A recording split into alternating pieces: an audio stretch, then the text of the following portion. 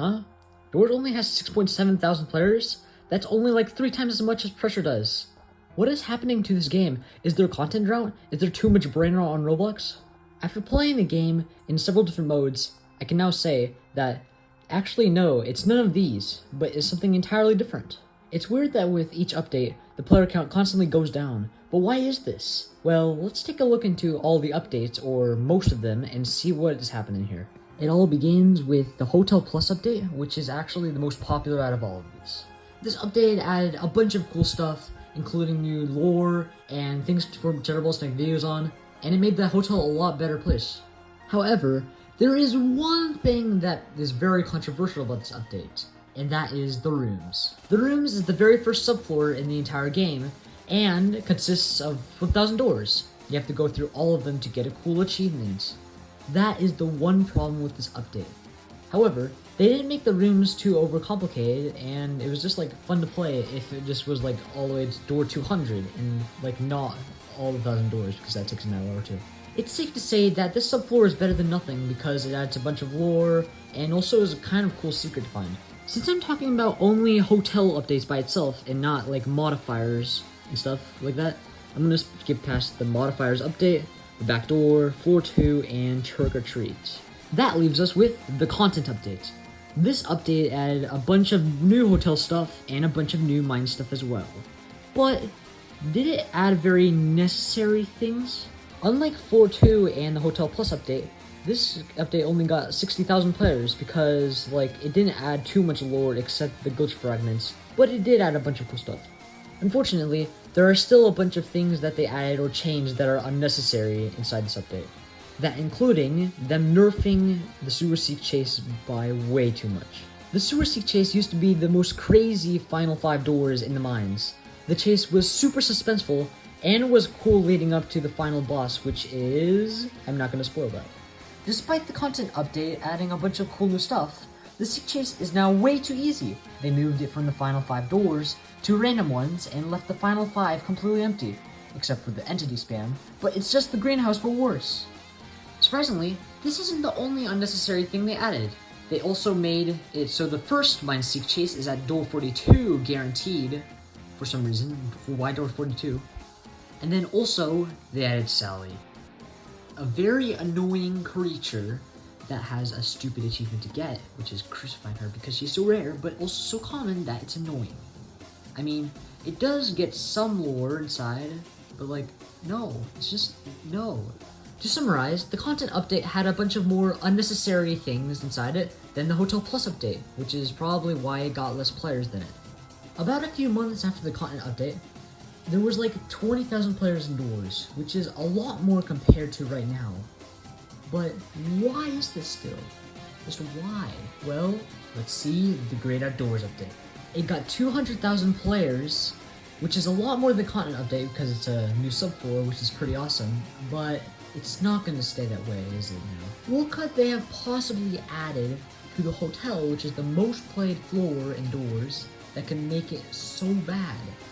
They added a bunch of new hotel rooms. Well, that can be bad. They added bathrooms. No, that's the part. That's probably the best part. Let's see here. Little on rift rooms. Yeah, that's totally not bad. Oh, wait a minute. That is very unnecessary. Does this add any new lore? No. Does it add a stupid achievement? Yes. The donut badge. Does the donut add any new lore? No, it doesn't. Is the mid-run rift actually useful? Very rare times. Is it infuriating to encounter? Yes. There are just so many bad things about this thing. If I'm being honest, you know what Door should do in the next update? Remove the rift rooms entirely and replace it with this. One thing they added in the Great Outdoors update was the rift jar, which is a very interesting item that can only be found in a rift room, which you have to have a skeleton key to unlock, and you have to find it, and it won't even appear sometimes. So here's what they should do. As I said before, get rid of all of the random rift rooms so those don't appear anymore, and make instead that a loot box appears in the first hotel room and is guaranteed to. But this isn't a normal loot box, because it has a rift jar in it.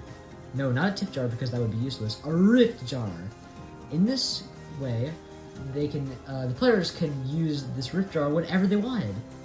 Whether it's in whenever it's before the library or after the library. It's a lot more freedom. Think about it. This is not random anymore. It's easy to get, as in you only need a lockpick and not a skeleton key, but it's also very awesome to have, and it's actually useful. Are there any more unnecessary things? Still some.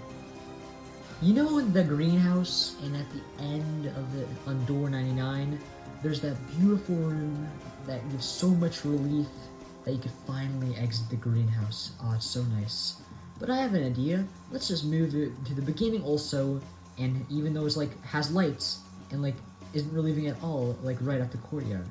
Sure, it makes entering the grad doors easier, but no, just no. Like, that doesn't make any sense. Like, you don't see that in Pressure, do you? Do you see the last door, like, at the beginning of the ridge? No, you don't. Like, please, okay.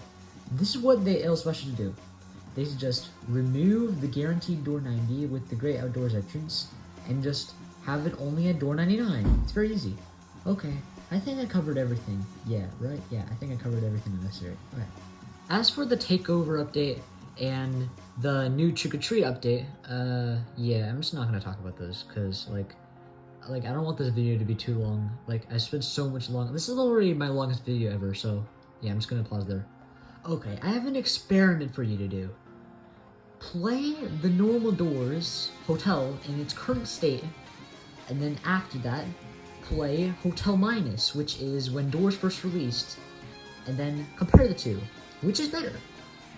Now, if you play both, then you would actually realize that the current state is a lot more overwhelming. Interestingly, it has a lot more entities, instead of it just being rushed usually most of the time, and it has those rift rooms. Overall, that's just it. It's just every update is making the game more complicated.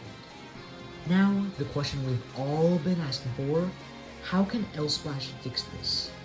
Well, maybe they could take my advice and like restore the hotel and maybe the mines also by removing all of these unnecessary things, maybe not selling more because that is just part of the algorithm.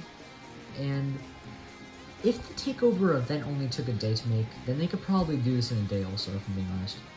LSplash, your game is not dead yet, and I believe you can make it amazing again.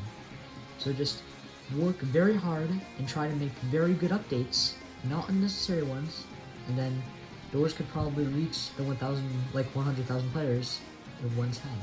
Anywho's, that's the end of this video. Hopefully you enjoyed, and I'll see you in the next video if you're subscribed or happen to scroll upon one of my videos again. Anywho's, bye. I just stopped saying anywho's so much.